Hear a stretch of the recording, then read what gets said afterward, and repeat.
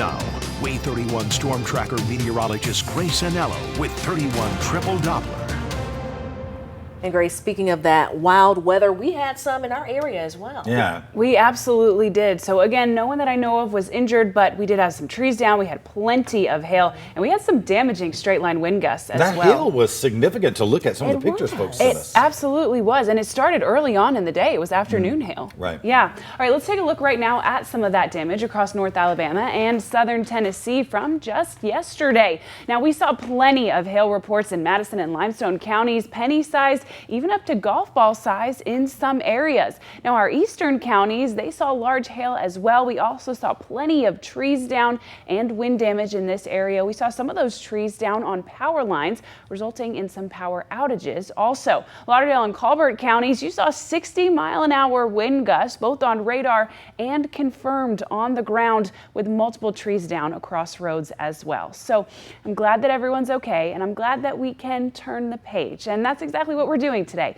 We have a beautiful and sunny day on tap in North Alabama and southern Tennessee. It'll be a hot one, but it's summer in the Tennessee Valley, and well, that's to be expected. Take a look at 31 Triple Doppler, at 11:18 this morning. We are completely dry from rain. That blue you're seeing is feedback. We call it ground clutter. It's from the radar beam bending. It's not rain. So go ahead and leave that umbrella wherever it's at today. You won't need to bring it with you as you head out and about. Now, one thing that we do have is very, very gusty wind, and that'll stay with us through the rest of the afternoon and evening, with many of those wind gusts sitting in the low 20s. Now, these are our gusts, not our sustained winds, but we'll be happy to have that breeze, especially when I tell you what your high temperature is going to be. Monday's high, it's going to sit in the low to mid 90s for us. So perfect day for the pool, perfect day to go grab some ice cream. And if you do grab the ice cream, make sure you get the spoon and a whole stack full of napkins while you're still at the counter. It'll save you a trip to go back, because a little ice cream melt today is inevitable. All right, well, you're going to need to be the one who waters your garden for the next several days, especially with temperatures as hot as I'm forecasting. We'll see some rain on Thursday and then again on Sunday, but for the most part, it's going to be your sprinkler system that has to do the work this week. We'll start to see that rain first thing in the morning on Thursday, starting when you first head out the door, and it'll be on and off with us throughout the morning and even into the later afternoon. Of course, we'll continue to track this as it does get closer and closer to our area.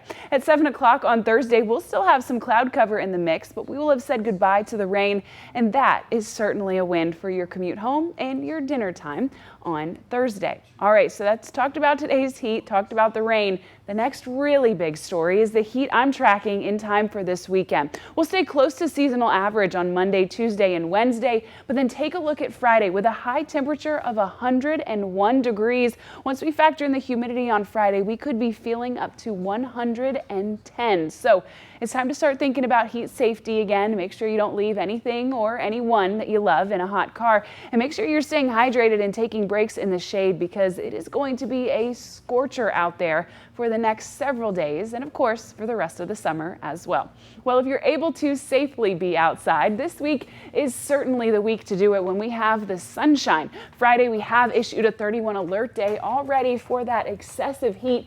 Next week, we'll see a real break in the temperatures, but we'll also see plenty more rain in the forecast. Now, I do want to talk about 4th of July on Tuesday. We'll have morning and afternoon rain with just a little bit of cloud cover left over, but we should be dry when it gets time for fireworks. Ooh, we're excited about that. Yes, Me we too. are. Happy almost Independence Day. As long as you don't do it too close to my house.